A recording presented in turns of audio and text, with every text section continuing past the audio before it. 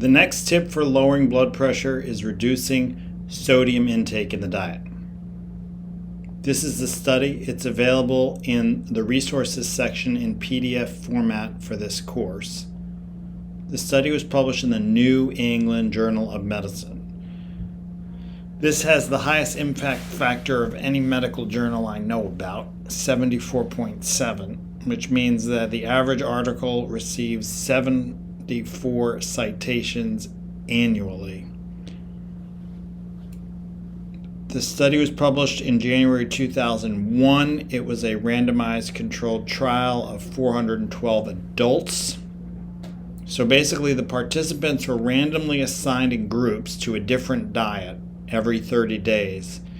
The diets were all the same except for the amount of sodium. The diets were either low, intermediate, or high in sodium, and then they were switched to a different diet randomly every 30 days until each participant had been through all three diets.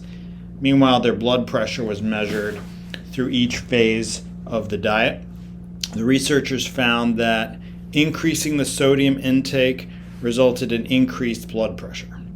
You can see by this graph, the three categories of salt intake had an average blood pressure of, in the low salt group, 126 millimeters of mercury, which is optimal, 131 for the medium sodium intake, and 133 for the high sodium intake.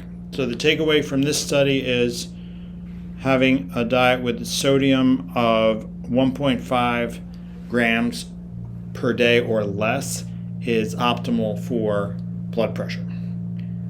Now, how exactly do you figure out how much sodium is in your diet currently? I recommend using MyFitnessPal. Actually, you would need to do the premium subscription.